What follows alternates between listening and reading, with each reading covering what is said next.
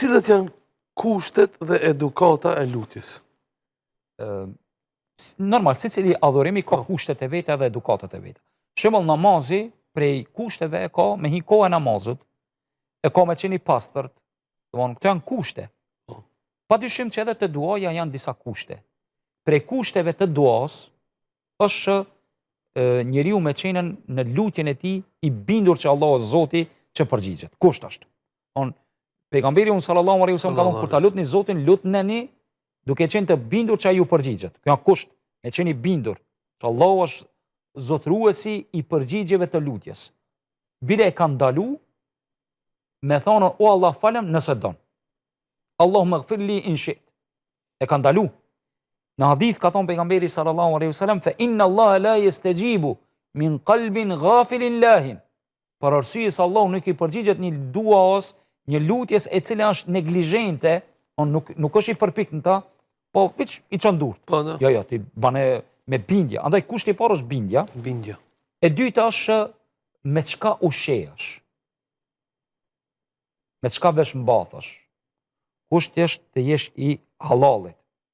Andaj edhe Allahu subhanahu wa taala thot pejgamberi sallallahu alaihi wasallam, inna Allaha tayyibun wa la yaqbalu illa tayyiba. Allahu është i mirë dhe nuk e pranon vetëm të mirën. Tayyib i bie mirë, të heshmën, të bukurën, halalin. Wa inna Allaha amara al-mu'minina bima amara bihi al-mursalin. Allah i ka urdhëruar besimtarët në atë që i ka urdhëruar edhe pejgamberët. Ya ayyuha ar-rusulu kulu min at-tayyibati wa'malu salihan. O ju pejgamber, Allahu po thot në Kur'an, hani të mirë, halal, dhe bëni vepra të mira.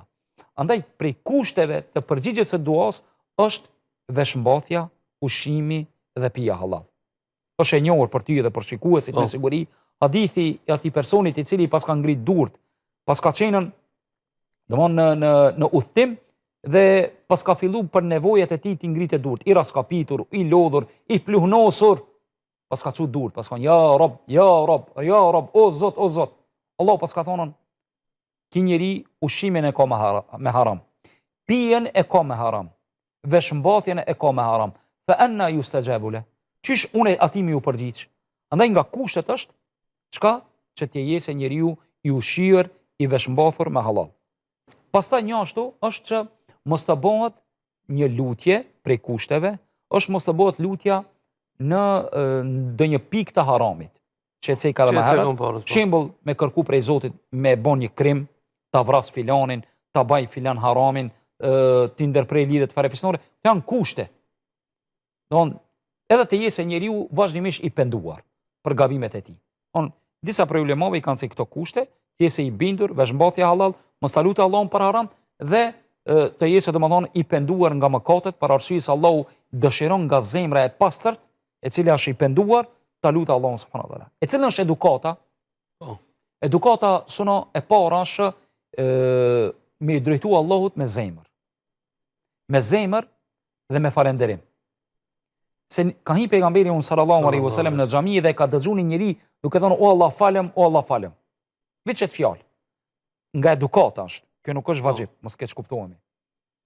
Ka thënë pejgamberi sallallahu alaihi wasallam o ti njeri, pse s'ja fillove me falenderim ndaj Allahut, hamd, me madhnu Allahun, me falenderu Allahun, pastaj me çu salavat mbi meje, e pastaj me fut kërkesën tonë. Kan thonë ulemaja, për edukatës së duas është me ja fillu me falenderim, e thonë o Allah, falenderimi të takon ty që më ke kriju, falenderimi të takon ty që më ke udhëzu, falenderimi të takon ty për mirësitë e panumërta, të cilët më ke dhuru. Pastaj me dërgu salavat me pejgamberin ton, sallallahu alaihi wasallam, e thonë Allahumma salli wa sallim wa barik ala Muhammedin, sallallahu alaihi wasallam, edhe kështu me radhë. Edhe më pastaj me fut nevojën tonë të cilën ti e ke. Jo me i direkt në nevojë, në kërkesë. Nga edukata është, domthonë e para, me i drejtu Allahut me zemër, pastaj me i drejtu Allahut fillimisht me falenderim, me salavat me pejgamberin sallallahu alaihi wasallam, edhe pastaj kërkesën. Disa prej dietarëve kanë thonë kështu: filloj me falenderim, pastaj me salavat pejgamberit alayhis salam, kërkesën tonë dhe salavat pejgamberit sallallahu alaihi wasallam. Ka thonë se në mes dy salavateve Allahu i përgjigjet çka duas të cilën ti e bën. Pastaj nga edukata është njeriu të jesë i pastërt. Nuk është obligative, po të jesë i pastërt. Për arsye se Allah inna Allaha yuhibbu at-tawwabin wa yuhibbu al-mutatahhirin, Allah i don ata të cilët pendohen dhe janë të pastërt. Masi Allahu e don, dush më kon pozitë më të mirë. Pastaj nga edukata është Allahu t'i ngritesh me dur, t'i drejtosh durt nga kibla.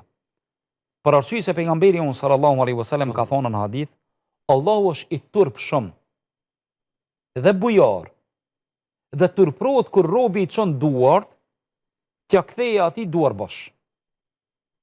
Subhanallah. Allahu është bujar dhe i turpshëm. I vjen marrë para më. Po. Subhanallah. Allahu turpnohet kur robi i çon durt, Allahu mja i duar bosh. Wallahi, prapë potencoj thënien Hazreti Omerit. Nuk e kam dertin a përgjigjet Allahut, dertin e kam a baj dua une. Andaj këtu fokusohemi te kjo pikë. Të bëjmë dua. Të bëjmë lutje dhe dua, se duaja e ndryshon kaderin. Kështu ka thonë pejgamberi sallallahu alaihi wasallam.